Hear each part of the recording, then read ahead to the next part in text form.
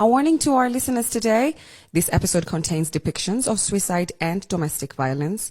Listener discretion is advised. Today's guest, her name is Rainbow, and she will be here to tell us about a very defining relationship in her life with a man that she has said we should name Gray. Rainbow is going to be telling us about a relationship in her life which she describes as very monumental and defining in terms of her personal development that took place between the ages of around 21 to 27. So I'd say mid to late 20s. And the reason this relationship was very significant and why she wanted to share and talk about it is because this is the first person that she could say that she actually loved. It is the first relationship that she has been able to extract a lot of, like monumental personal lessons on self and relationships. So, Rainbow, welcome to the podcast. Thank you, Jules. I love it being here. So, I think I've been waiting for this day, and I'm very, very happy that you invited me. Thank you so much. Yeah. So, you and Gray, you met around 21. Fell in love. I want you to take us all the way back to the beginning. How did you meet? So Gray and I met on the 7th of February. It was actually my brother's birthday. So I was in campus and I'm walking around campus with my best friend because my birthday had been 2 days before. So we had a bottle of wine and we knew we couldn't get it into campus. So we're just walking around trying to see which restaurant can we go to or where can we sit and share our drink. So she tells me, let's leave our bag and go to class, then we'll come and decide later. So we're in class and people are doing an assignment and all that. So my best friend starts talking to other people in class. I was not so social. Other than my best friend, I never used to speak to so many people in class. So I noticed this guy who walks in holding a bottle of Coca-Cola and he's wearing a green shirt and black trousers. And I ask my best friend, who's that? And she tells me that's someone who's not in our class, so I don't know. So he walks in and he's very social with people in my class. So I'm like, he might know them. So I walk up. I've always been a very bold girl. So I walk up to him and I say hi. Then he just looks behind and says, okay, hi. Then the moment I heard his voice, I wanted to hear his voice again. So my best friend says it's time to leave, so we go. So while we're downstairs, him and his friends walk out and he's going to buy a packet of cigarettes. So at the time, I used to smoke, but not so much. So he tells me, you're the one who said hi to me in class. We're going to share a smoke. Do you want to come? So I said yes. So we go. This whole time he's not even told me his name. So I'm trying to get a chance to tell him mine. But it looks like he's preoccupied with other things. And my friend seems to think I'm looking too desperate. So after a few smokes, my friend says, let's go home. You'll talk tomorrow because he's always in school, I'm guessing. So a few days later now, Valentine's is approaching. He comes back to our class. Now I haven't seen him for like 4 days. And he comes straight to where I'm seated. So that time I was a bit occupied with my studies because they're cards, they're everything. So I don't look up because I usually tend to forget faces. So unless he speaks, when I look up, I won't realize I've met you before. So he tells his friend, so what's the name of that rude girl? And I'm like, what rude girl? And he says, you, because we've met before, but you're not looking at me and you're not speaking to me. And I said, oh, yeah, you're the guy with the nice voice. He says, yes. And now he tells me his name. His name is Gray. So he says, my friends have a party, a Valentine's party. Would you like to come with your best friend? So this was my first time to ask my parents if I could go to a party. But I had already decided I'm not asking, I'm telling you, because I need to go because this guy invited me. So we go to this party. There are so many people. Then I find a place where I'm just alone because now I don't know a lot of people. And he's in between friends and speaking and all that. So as I'm seated, he comes and he starts now telling me, "You're so pretty." And I tell him, "I like you as well." So I'm thinking we are having something. So he says, "Let me go inside, get you a drink, then I come." So as I'm going to the washroom, I pass a room. I think it was a room. And I hear him and his friends discussing about a bet they placed in class. So I don't eavesdrop, but then I decide, okay, if it is betting on girls, I want to hear this. So he says, "You know that rude girl and her best friend? I place my money. They actually bet money on it. I place my money on I'll get the best friend before I get her. Because obviously he would want her and all that." So my face changes. It's midnight, so I can't go anywhere. So I take my lighter and my cigarette and I go back to the balcony. And he comes and he starts speaking to me and I'm like, "Nah, it's fine. You can go and chill with my best friend. I don't mind." So my best friend comes and she asks me, "What's going on between you and Greg?" And I'm like, "Nothing." And I'm like, "Okay, I think we need to leave." So I order a cab and we leave. So a month later, he comes. Now he's already won the money and the bet, and he's... Oh, so he got with your best friend. He took her for lunch, but I think during lunch, she actually put two and two together. She's like, "At first, you never even used to speak to me, but now you don't speak to my best friend, you're speaking to me. Why?" So my best friend was those girls for, if it's not me, your first choice, then let it not be me at all. You didn't want to warn her that there was a bet on her name, I guess? No, I didn't feel like, because the guy looked like, you know, those guys who act like bad boys, but they're very nice. So I thought maybe she liked him as well. Right. It's just that she has a shell or something. So I didn't want to spoil it. And I had said, in case it goes south, I'll have to tell her how the story began. So he comes back and tells me, "Apparently I can't stop thinking about you." And he says all those nice things. Then we start hanging out now, me and him. And now we start being, I wouldn't say we ever became exclusive, because he never actually, thinking of it now, he never actually introduced me to his friends and said, "This is my girlfriend." I used to do it. I used to like jump in when people just come and I'm like, "I'm Gray's girlfriend." And he's just quiet. And I'm like, okay. So at times we'd drink and he'd get like panic attacks. And then he'd start speaking about how his family has issues and all that. So I'll be there to listen and to have that shoulder to lean on and all that. But at some point I shared it with my best friend and she said, "You never used to drink before as much as you're drinking now. And he's starting to use you as a shield when he's very emotional, and I don't like it." So I think he had her say that. So he told me, "If you and me are going to be something, you have to cut off your friends. I don't like them." So I slowly start not talking to my best friend. And I'm skipping classes and all that. So I get this retake on an economic class, because he's also in economics. So we have to share. So he says, "I'm going to go back a unit behind so that we're in the same class." So I thought this was romantic at first. Little did I know. So he comes into class an hour earlier and he checks where all the boys are seated. So when we go into class and I tend to talk to someone who's male, he literally just looks at me and he storms out of the class, even when the lecturer was in. What do you mean he would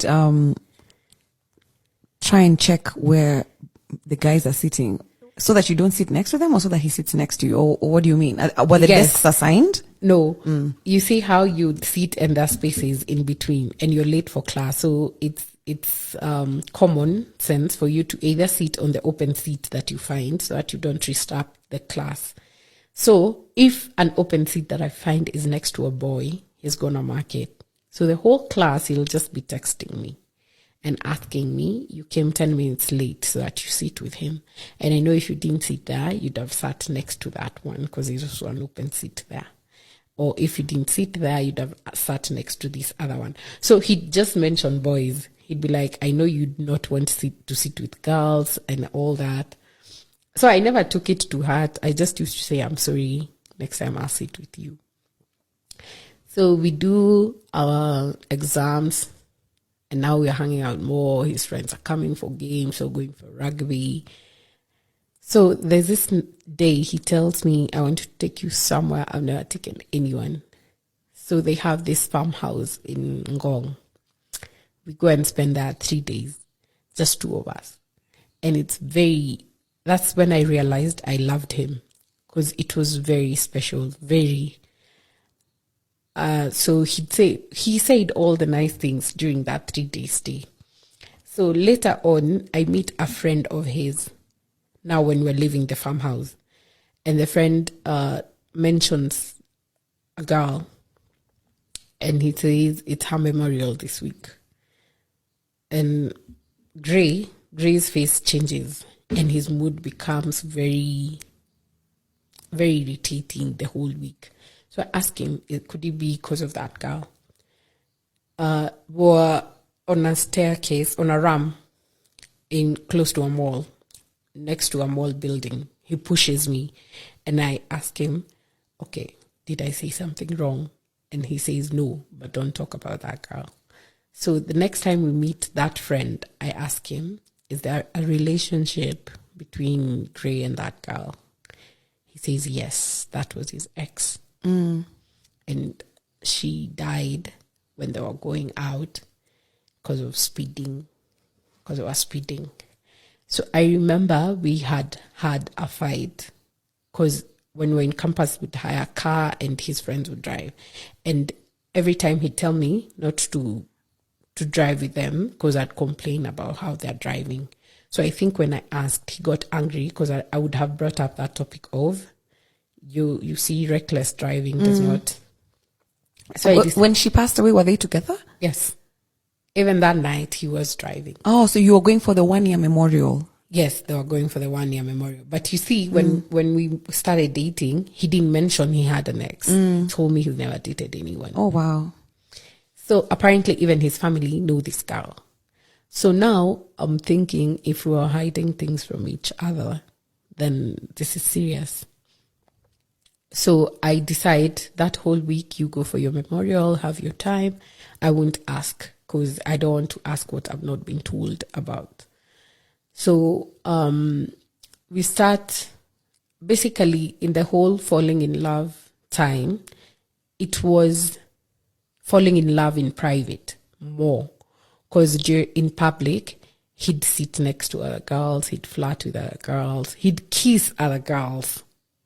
Yes, because I remember there's this one time we go to the farmhouse and his family is there.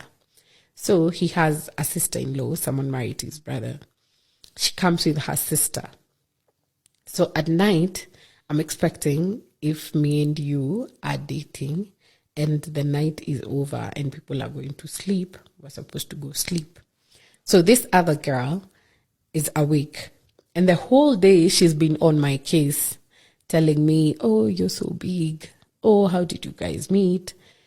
You're so big. What do you mean? Like literally big. Oh, wait. You're not big. Okay. That time. All so right. I think that time, when I'm in school, I usually add weight because of the stress and all that. So I decide, let me not get into this, because we're going to argue, and it is family. It may look bad. So I tell him I don't appreciate how she's throwing backlash at me. And he tells me just leave her. So at night, I tell him I've gone to sleep. So in the, I think I'd slept for like 2 hours. I wake up to go get water. And I find him and her making out in the sitting room. So I drop my glass and I ask him, what are you guys doing? And she tells me, I don't know how this is new to you. This is something we've been doing. And I look at him, waiting for him to say something. And he just goes like, okay, you need to stop sneaking up on people. So I go to sleep. He does not come to sleep the whole night. So in the morning, I ask him, where did you sleep? He's like, there's so many rooms in this house. And this is my family house. What do you mean, where did I sleep? So the next day, I hear his sister's friends making fun and saying him and the girl slept together. So I start crying and I'm in the balcony smoking.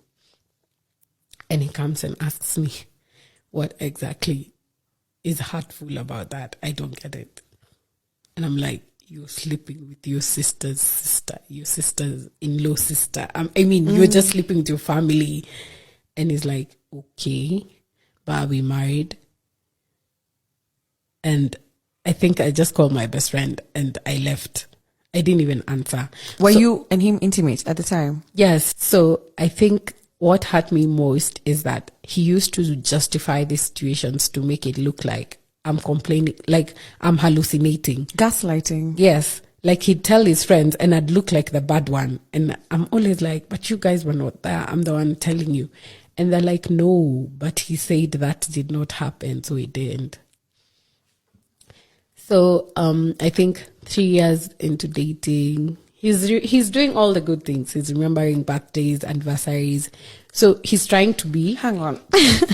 You said 3 years into dating. Yes. So after the incident at the farmhouse where he slept with his sister's in-law sister, okay, there's no blood relation there, but okay, so they did their thing and you're crying at the balcony and he says, what's the big deal? You're not my wife. Like, what, You let it go and you continue dating? Yeah. Rainbow, how did you justify the fact that he's sleeping with other people while he's dating you? I guess because you're young at the time, but like, how did you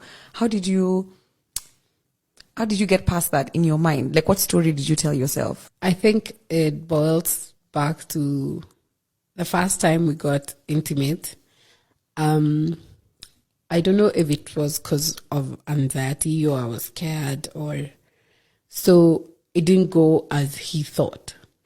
So he started telling me, I think there's something wrong with your body and that's why we can't get fully intimate and I can't force you. So since I've said I'm going to love you until I can't, then I think for now we're going to have to do the love thing. Then the intimacy is when we can.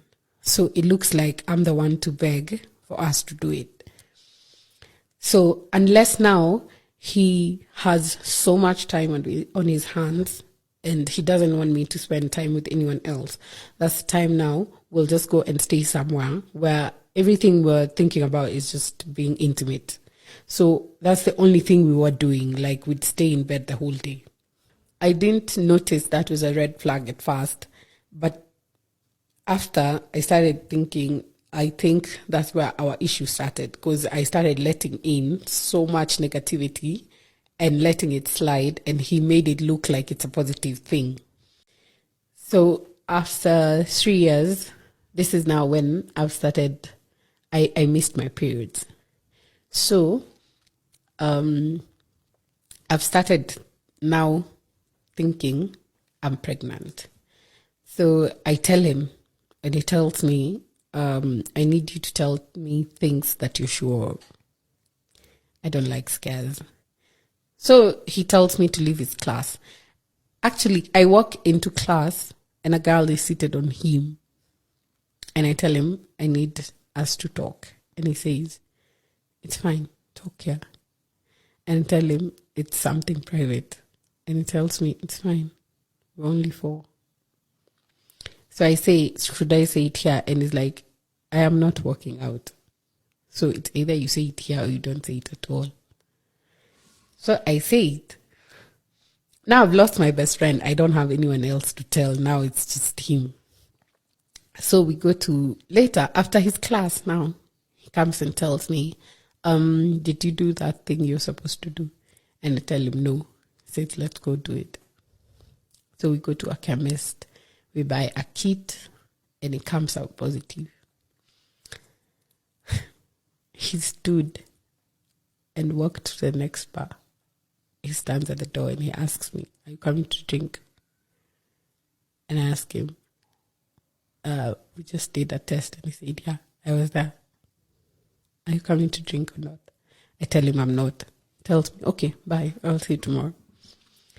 So I get to the bus stop. Now I'm going home because now I'm figuring, how will I tell my mom? But my mom, I think, had tried putting two and two together because she kept telling me, "Your bus has become too big. What's going on?" So at the bus stop, I decide to go back. Now I'm angry. I go back and I find him buying drinks for his friends. So I tell his friends, "Where's Gray?" They're like, "He's around here somewhere." So I go to the balcony, I find him smoking. And I tell him, "We need to talk about it. How do we tell our parents?" He tells me, "How do you tell your parents?" I'm not telling my parents anything.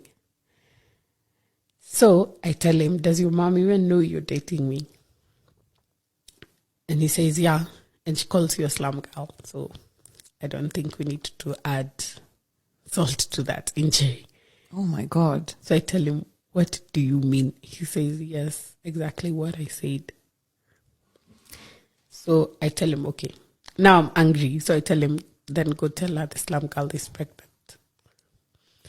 So for some reason, I started drinking beer. So he, later on now when we are a bit high, he comes and tells me, now he's vulnerable, he's even crying. He comes and tells me, "You're scared as I'm scared. We need to figure out how to do this. If we're involving people to help us, we need to know who we're taking on board." So I tell him, we need to first tell our parents. We don't need to do it together, but it needs to be a unison decision. And are we keeping the baby? And I told him, I'm not asking you because I want to get rid of it, but it's something that people discuss so that in the end you don't say, I didn't give you a choice to say what you feel. So he says, we're definitely keeping the baby. I say, okay. So I'm going that was on a Friday. So on Sunday, we're going to church with my mom. So since my mom has been insisting, I decide to just say it slowly. The one for Achatu Askie. So I tell her. And she doesn't react. She just asks me. How did you tell her? What did you say? When we're walking, I had worn this black and white dinner dress she got me. And she said, "Yung nguo inakushika. Rainbow kosha una mimba." And I'm like, maybe. Akaniambia, it can't be. It's a yes or no. And she starts laughing. So nikamwambia, niko nayo. She didn't speak until we got to the house. So in the house, she tells me, "Have you started going for clinics? And how far along are you?"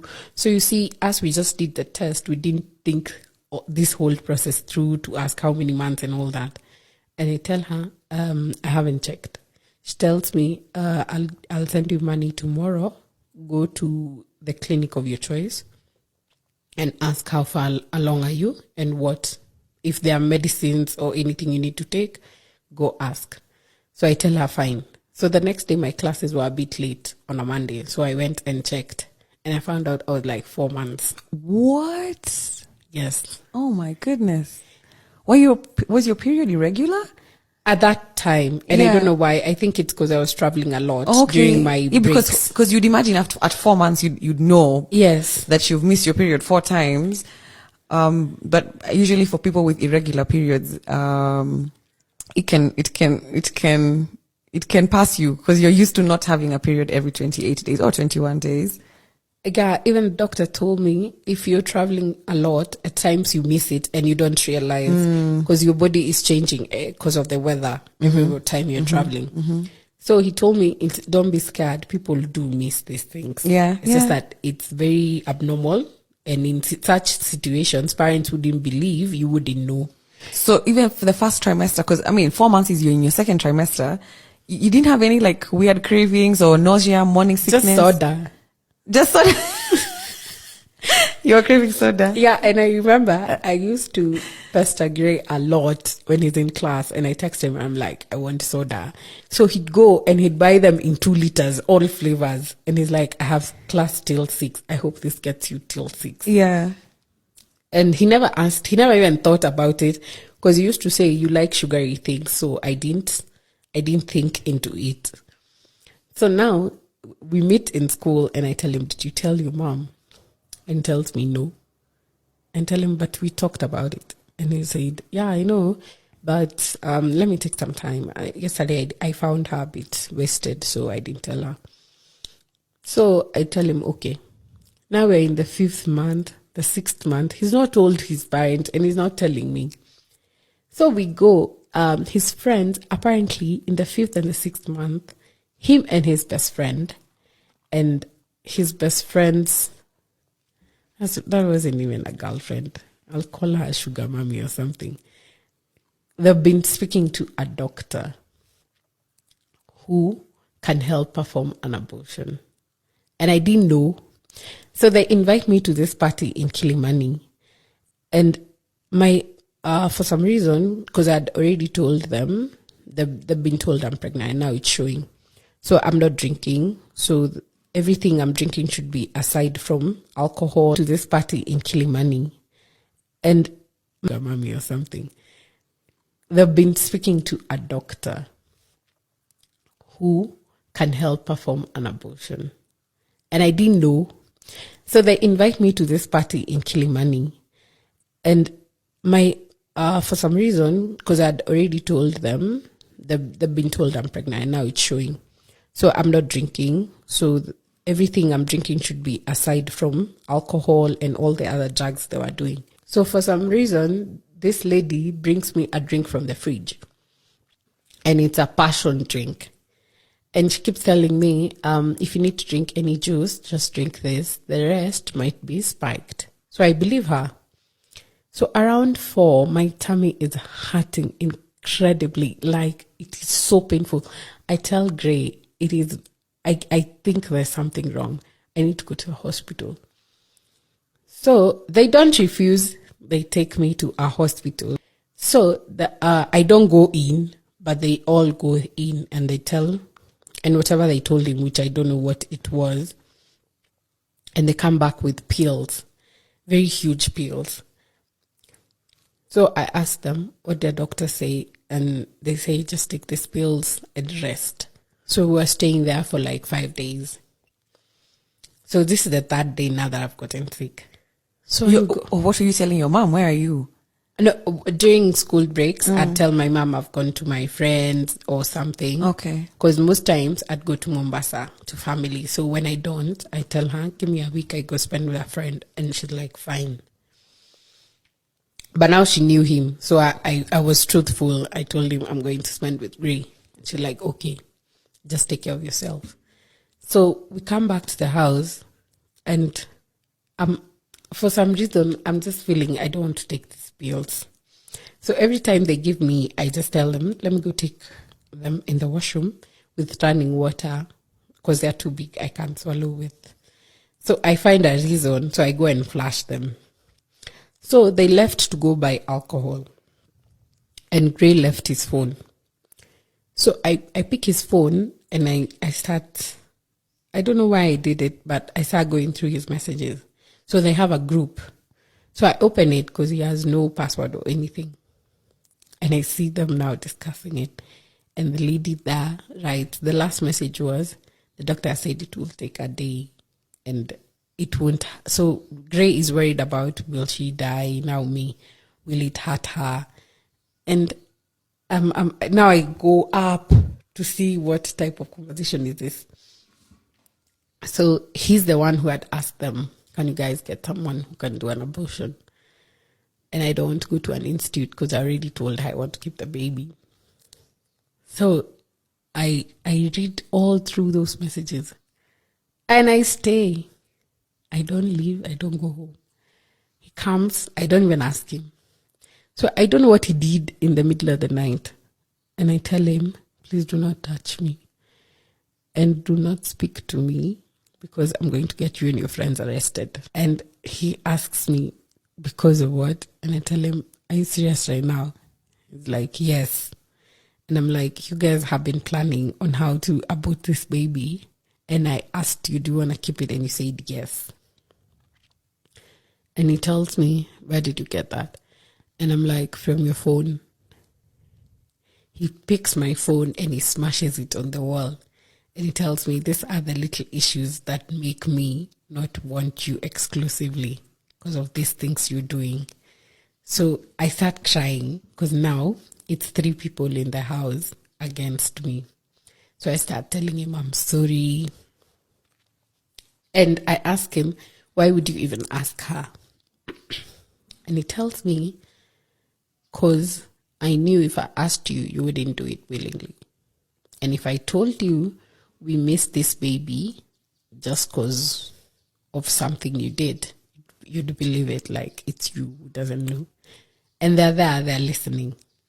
So when I start crying, Gray tells his friend now, let's go to the room. Let's go watch GOT. So they go to the bedroom. They've left me in the sitting room. So I'm hearing weird sounds. And he walks out. Wait, you've been left in the living room by yourself? Yes. Okay.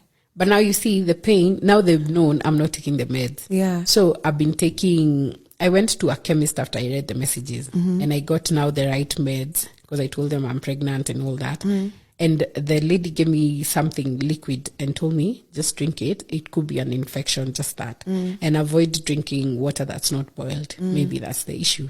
So from when they left, which was like 4 or 5 hours, I've been doing the right thing. So the pain, imeishaisha. And this passion juice, do you think it had something? Yeah, I think that's where they had put the initial drugs. Because my tummy started hurting. Immediately, I started taking that juice. And I thought, maybe it's the sugar. Because you know, when you're pregnant, things react different.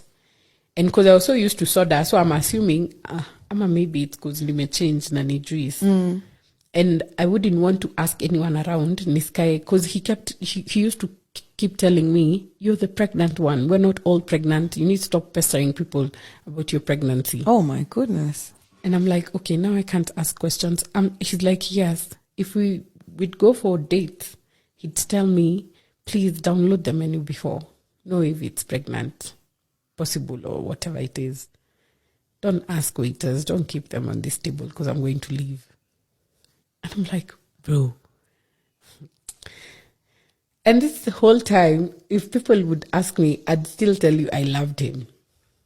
Because I even stayed until the end of the stay. How old were you? That time I was 22. Okay. Oh, you're young. So now he's walked out, he's shirtless. So I'm thinking, so I asked him, what's your relationship with that girl? And he tells me and my friend are into 3 ways. And I'm like, okay, now you're even doing it in front of me. And you ask what's going on. So it was 2 guys, 1 girl in there? Yeah.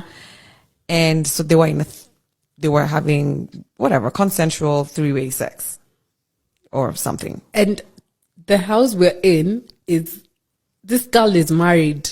It's her husband's house. Okay. So she's married to a very rich guy who doesn't stay in the country. So we go there for parties, and I kept telling him, what if the husband finds you guys? Apparently now is when I add 2 and 2 together that you must be in a relationship because you're never scared about this guy coming in. Okay, yeah. I mean, I know these things exist, but it's sad that you are kind of just like the burden, the pregnant girlfriend who is just needs to download the menu before we go anywhere because she's messing with our fun. The one that I can't leave behind. I have to carry you everywhere. So since I have to carry you, weka hapo, mimi nifanye vitu zangu. So now I decide I'm not hanging out with any of your friends and with you until I get the baby. But we're speaking on phone. I call him. He's never called me. The entire relationship, he has never called me. I used to be the one who calls. And I used to be the one who buys him phones, of course, because he's going to lose them. And I'm in campus. So my pocket money is to save up and buy him a phone.